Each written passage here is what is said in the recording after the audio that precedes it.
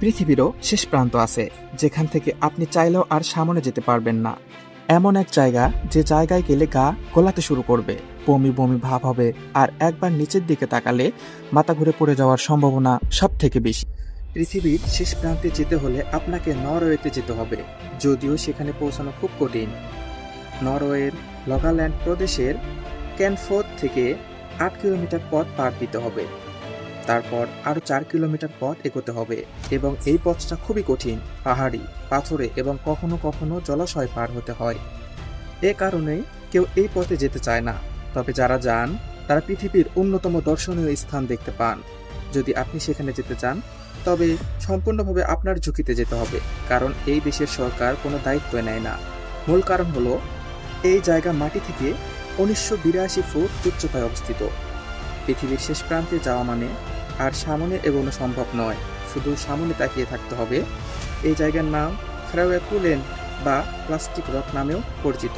প্রতি বছর কয়েক লাখ মানুষ এখানে বেড়াতে আসে, আর এই জন্য নরওয়ের একটি জনপ্রিয় পর্যটন কেন্দ্র। মাটি থেকে প্রায় 2000 ফুট উচ্চতায় অবস্থিত। সবচেয়ে অদ্ভুত বিষয় হলো, সেখানে এক ধরনের ঝুলন্ত অংশ পাওয়া যায়, যার পাশে কোনো রেলিং নেই, আর সেই কারণেই দুর্ঘটনা ঘটার সম্ভাবনা সবচেয়ে বেশি। এজন্যই সরকারের কোনো দায়িত্বও নেই।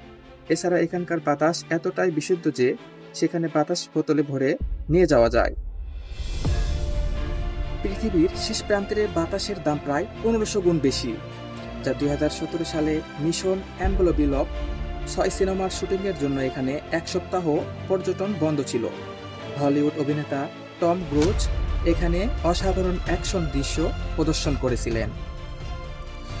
অতীতে বরফ যুগের সময় এক মনোমুগ্ধকর স্থান গঠিত হয়েছিল প্রাচীনকালে। পৌত্তলিক ধর্মাবলীরা আত্মসিদ্ধি ও ধ্যানের জন্য এখানে আসত। 1900 সালের দিকে এই স্থানে প্রথম পর্যটন বিকাশ লাভ করতে শুরু করে। আজকের দিনে পর্যটকরা আরও নানান রোমাঞ্চকর কর্মকাণ্ডের মাধ্যমে জায়গাটিকে প্রাণবন্ধ করে তোলে, যেসব ব্রেঞ্চ জাম্পিং, কুইংসং, কুংফন, দড়ি কাটা, পাহাড়ের কিনারায় ঝুলে থাকা এবং মুক্তভাবে ঝুলে থাকার মতো দুঃসাহসিকতা কার্যকলাপ। প্রতি বছরই এটি একটি প্রাকৃতিক আকর্ষণ হিসেবেও বিখ্যাত হয়ে ওঠে, এবং এটি পৃথিবীর সবথেকে চমৎকার দর্শন স্থান হিসেবে বিবেচিত। তবে বিজ্ঞানীরা মনে করেন, পৃথিবী যেহেতু গোলাকার, তাই এরকম অনেক শেষ প্রান্ত বা শেষ বিন্দু পৃথিবীর বিভিন্ন স্থানে থাকতে পারে। তবুও প্রতি বছর লাখো মানুষ জীবনের ঝুঁকি নিয়ে নরওয়ের পালপিট রক এ আসে। একে পৃথিবীর শেষ প্রান্ত হিসেবে বিবেচিত করা হয়।